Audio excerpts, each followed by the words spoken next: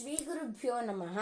ಶಬ್ದ ಬ್ರಹ್ಮಣಿ ನಿಷ್ಣಾತಃ ನ ನಿಷ್ಣಾಯಾತ್ ಪರೇ ಯದಿ ಶಮಸ್ತಸ್ಯ ಶಮಃ ಫಲಃ ಯಧೇನುಮಿವ ರಕ್ಷತಃ. ಸಾಧಕನು ಕೇವಲ ಶಬ್ದ ಬ್ರಹ್ಮದಲ್ಲಿ ನಿಷ್ಣಾತನಾಗಿ ಪರಬ್ರಹ್ಮದಲ್ಲಿ ನಿಷ್ಣಾತನಾಗದೆ ಹೋದರೆ ಅಂಥವನ ಶ್ರಮಕ್ಕೆ ಶ್ರಮವೇ ಫಲವಾಗುತ್ತದೆ. ಹಾಲನ್ನು ಕೊಡದಿರುವ ಗೊಡ್ಡು ಹಸುವನ್ನು ಸಾಕುವವನ ಶ್ರಮದಂತೆಯೇ ಇವನ ಶ್ರಮವು ವ್ಯರ್ಥವಾದಂತೆಯೇ. ಬ್ರಹ್ಮವೆಂದರೆ ಒಂದೇ, ಅದೇ ಪರಬ್ರಹ್ಮ. ಆದರೆ ಲೋಕದಲ್ಲಿ ಪರಬ್ರಹ್ಮನನ್ನು ತಿಳಿಯದೆ ಜನಗಳು ಅನೇಕ ಬ್ರಹ್ಮಗಳನ್ನು ಮಾಡಿಕೊಂಡಿದ್ದಾರೆ. ಉದಾಹರಣೆಗೆ ಅನ್ನಬ್ರಹ್ಮ, ಶಬ್ದಬ್ರಹ್ಮ, ತಪೋಬ್ರಹ್ಮ, ದಾನಬ್ರಹ್ಮ ಇತ್ಯಾದಿ ಇತ್ಯಾದಿ. ಉತ್ತಮನಾದ ಬ್ರಹ್ಮಚಾರಿಯು ನೈಷ್ಠಿಕ ಬ್ರಹ್ಮಚರ್ಯವನ್ನು ಪಾಲಿಸುತ್ತಾ ಶ್ರದ್ಧೆಯಿಂದ ಶಬ್ದ ಬ್ರಹ್ಮವನ್ನು ಆರಾಧಿಸುತ್ತಾನೆ. ಅಂದರೆ ವೇದ ಮಂತ್ರಗಳನ್ನೆಲ್ಲ ಚೆನ್ನಾಗಿ ಗಟ್ಟುಮುಟ್ಟು ಮಾಡಿಕೊಂಡಿರುತ್ತಾನೆ.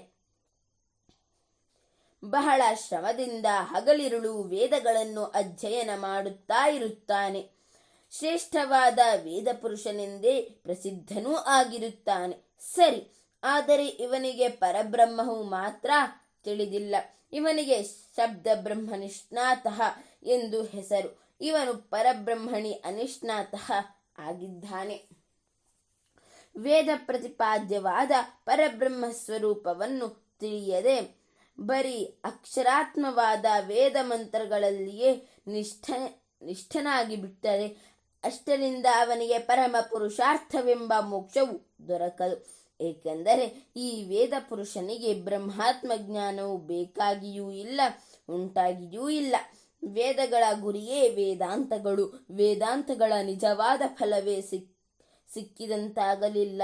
ಗುರಿಯನ್ನು ತಲುಪಿದಾಗಲೇ ಯಾವುದೇ ಸಾಧನಕ್ಕೆ ಸಾಮರ್ಥ್ಯವು ಉಂಟಾದಂತೆ ಅಲ್ಲವೇ? ಅರ್ಥಾತ್ ಗುರಿಯು ಸಿಕ್ಕದಿದ್ದರೆ ಆ ಶ್ರಮವು ಮಾತ್ರ ಎಂದರ್ಥ. ಇದಕ್ಕೆ ಆ ಧೇನುವಿನ ಅಂದರೆ ಹಾಲನ್ನೇ ಕೊಡದಿರುವ ಗೊಡ್ಡು ಹಸುವಿನ ಉದಾಹರಣೆ. ಹಾಲಿಗಾಗಿಯೇ ಹಸುವನ್ನು ಸಾಕಬೇಕು.